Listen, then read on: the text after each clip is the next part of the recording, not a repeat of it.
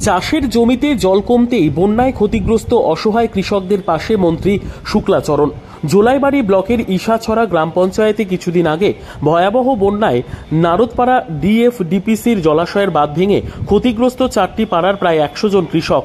ওই এলাকায় সকলেই চাষবাসের মাধ্যমে তাদের জীবন জীবিকার একমাত্র উপার্জনের পথ বলে জানা যায়। প্রায় 250 কানি জমিতে ধান লাগানো ছিল। বন্যা টিএফডিপিসির বাঁধ ভাঙার ফলে এখন প্রায় 250 কানি জমি চাষ অযোগ্য হয়ে পড়েছে। এখন সবগুলি জমিতে পাহাড়ের পাথর মাটি থেকে জলের সঙ্গে ধস নেমে ধান লাগানো ফসলগুলি নষ্ট হয়ে গেছে। এখন জমিগুলিতে পাথর মাটি হয়ে পড়েছে টিএফটিপিসির বাঁধ ভাঙার ফলে। জানা যায় ওই এলাকার সকলেই জনজাতি, গরিব সাধারণ কৃষক। কেউ বন্ধন থেকে, ব্যাংক থেকে লোন নিয়ে, কেউ বা জমিদার থেকে সুদ করে চাষবাস করতেন। চাষিরা সকলে এখন অসহায় অবস্থায় আছেন। জমিতে জল কমেছে এই খবর পেয়ে মন্ত্রী ওই এলাকার কৃষকদের নিয়ে চাষের জমি, বিভিন্ন রাস্তা, বিদ্যুৎ সমস্যাগুলি দ্রুত সমাধান করতে সরেজমিনে পরিদর্শনে চলে যান মন্ত্রী শুক্লাচরণ নোয়াতিয়া। অসহায় ক্ষতিগ্রস্ত কৃষকদের সঙ্গে করলেন বৈঠক। তাদের কিভাবে সাহায্য সহযোগিতা করা যায় সে বিষয়ে করছেন পরামর্শ।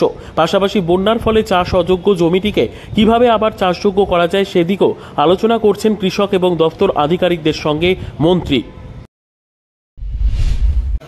বিশেষ করে এই এলাকার সবাই কৃষকের উপর নির্ভর করে, কৃষির উপর নির্ভর করে।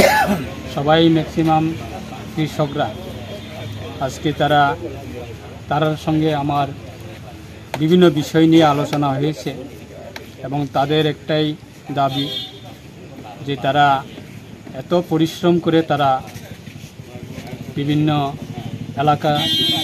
এই এলাকা থেকে বিভিন্ন খেতে খাওয়া তারা চাষবাস করে, বিশেষ করে ফার্মাররা তারা এই যে বন্যায় পরিস্থিতিতে তারা সবাই ক্ষতিগ্রস্ত হয়েছে। তাদের বিভিন্ন পরিবারের বিভিন্ন ধান চাষ বা সবজি চাষ বা মৎস্য চাষ, সেরকমভাবে বিভিন্ন পরিবারের বিভিন্ন রকমের চাষবাস করে তারা এই বন্যায় পরিস্থিতিতে তারা ক্ষতিগ্রস্ত হয়েছে। তাদের দাবি দাওয়া বা তাদের কথাগুলি আমরা শুনেছি এবং আগামী দিনে তাদের পাশে আমরা অবশ্যই রাজ্যের মাননীয় মুখ্যমন্ত্রী প্রফেসর ডক্টর মানিক সাহা মহোদয় নেতৃত্বে আমরা রাজ্য সরকার আজকে এই যে কৃষকের পাশে বিগত সময়ে ছিল বা অতীতে ছিল এবং বর্তমানেও রয়েছি, আগামী দিনেও আমরা কৃষকের পাশে থাকার জন্য আমরা সেটাই প্রতিশ্রুতি দিয়েছি তাদেরকে। যারা ধান চাষি ক্ষতি হয়েছে এই বন্যায় ক্ষতিগ্রস্ত তাদের ক্ষতিপূরণ দেওয়ার জন্য এবং বিভিন্ন সবজি চাষি যারা ক্ষতি হয়েছে তাদেরকেও ক্ষতিপূরণ দেওয়ার জন্য